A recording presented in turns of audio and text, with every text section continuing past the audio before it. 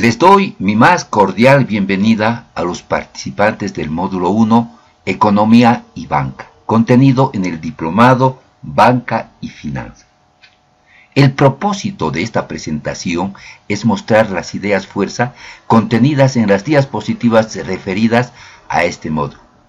Posteriormente se expondrá en las clases virtuales con más detalle, acompañado de ejemplos y ejercicios. En consecuencia, esta presentación servirá como una introducción, una guía a los temas que se tratarán en el aula virtual. Entiendo que los participantes tengan expectativas sobre el módulo y en inicio se hagan preguntas tales como ¿qué relación existe entre la economía y la banca? ¿Será necesario entender el comportamiento de la economía para contextualizar el desempeño de la banca? Intuitivamente sabemos, por ejemplo, que el COVID-19 afectará en forma negativa a la economía de las personas, de las instituciones privadas y públicas y a todos en forma directa o indirecta. La ciencia económica tendrá respuesta del futuro que nos espera. ¿Cómo afectará al sistema financiero? Para dar respuesta a estas y otras inquietudes, debemos entender en inicio cómo funciona la economía en una perspectiva macro. Dicho esto, veamos el contenido de las diapositivas. Objetivos y metodología. En cuanto a los objetivos después de finalizado el módulo, el objetivo central es que los participantes tengan los instrumentos que les permitan hacer una lectura en una perspectiva macroeconómica y el papel que juega el sector financiero y específicamente la banca. En cuanto a la metodología, estamos iniciando nuestro curso en línea y consecuentemente es un tanto diferente a las clases presenciales. Tendremos clases virtuales los días lunes, miércoles y viernes de 19:30 a 21 durante las próximas 2 semanas. Por otra parte, tendremos foros virtuales los martes y los jueves en el mismo horario. Dentro de los foros, los alumnos tendrán la oportunidad de lucirse con sus participaciones. Existen actividades programadas, lecturas y cuestionarios sobre las mismas en la plataforma Moodle. A la conclusión del módulo tendremos una evaluación final. El programa. Después de una introducción referida a los conceptos básicos macroeconómicos, el programa está dividido en 5 temas. El primero, una perspectiva macroeconómica. Con la ayuda de 2 modelos guía vamos a desarrollar y contextualizar el entorno en el que se desempeña el sector financiero. Para ello, presentamos el flujo circular de la economía y luego la matriz de insumo-producto. En el acápite segundo, nos referiremos a la producción, renta y gasto. Aquí las variables fundamentales es el Producto Interno Bruto, mismo que desarrollaremos en toda su extensión. Conceptos tales como crecimiento, recesión o desaceleración son esenciales para evaluar el comportamiento de la economía. El contenido del acápite tercero es la inflación. Y el instrumento para medirlo es el índice de precios del consumidor, el IPC. Pero no solo nos interesa cómo medir la inflación, sino cuál es la causa de la inflación, es decir, cuáles son sus determinantes. El cuarto tema está referido a la moneda. Considero que este acápite es el más importante del programa, dado que la creación de la liquidez generada por el Banco Central a través de la base monetaria es multiplicada, es decir, ampliada por la intermediación del sistema financiero. Entender este tema es vital, especialmente para los que operan en y con la banca y los otros agentes económicos. Finalmente, el quinto punto, en este abordaremos los temas específicos de la intermediación financiera y los compararemos con el sistema financiero sin intermediación, vale decir, el mercado de valores. Además, veremos brevemente otros mercados, tales como el de pensiones y seguros. Si bien estos últimos mercados tendrán en el presente módulo, estos serán posiblemente ampliados en los módulos siguientes del diploma. Bibliografía. Recomiendo el texto Principios de Economía de Gregory Mankiw. Es un texto de fácil lectura sin perder la rigurosidad científica. Prácticamente, lo difícil de interpretar lo hace muy sencillo. El segundo texto, Macroeconomía de una economía global de Sachs y Larraín, tiene la virtud de la interpretación del desarrollo de la economía en el ambiente latinoamericano. En el transcurso de la materia ampliaremos las lecturas específicas al tema que iremos abordando. Reglas.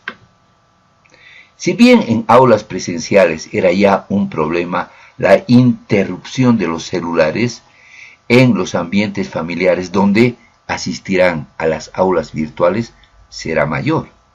En consecuencia, en las clases virtuales generalmente los micrófonos y las cámaras estarán cerradas y daremos paso a intervenciones cuando sea importante, aclaraciones solicitadas por los alumnos. En los foros obviamente la participación es obligatoria a través del chat o intervenciones directas, las mismas que serán. Pues bien, continuemos con las diapositivas. Esta nos muestra cómo se miden las variables más importantes de la macroeconomía. Mejor dicho, cuáles son las variables más importantes de la macroeconomía. El PIB, que está relacionado con el crecimiento, el IPC relacionada con la inflación y la balanza de pagos con el nivel de reservas internacionales. Estos temas desarrollan con detalle en las clases virtuales. Seguimos. La respuesta a cómo se producen bienes y servicios nos da el insumo para entender la matriz de insumo-producto y el flujo circular de la economía. En efecto, los factores productivos que son del área real generan un flujo nominal, costo de los factores productivos, el ingreso, y que luego dará lugar al concepto del PIB.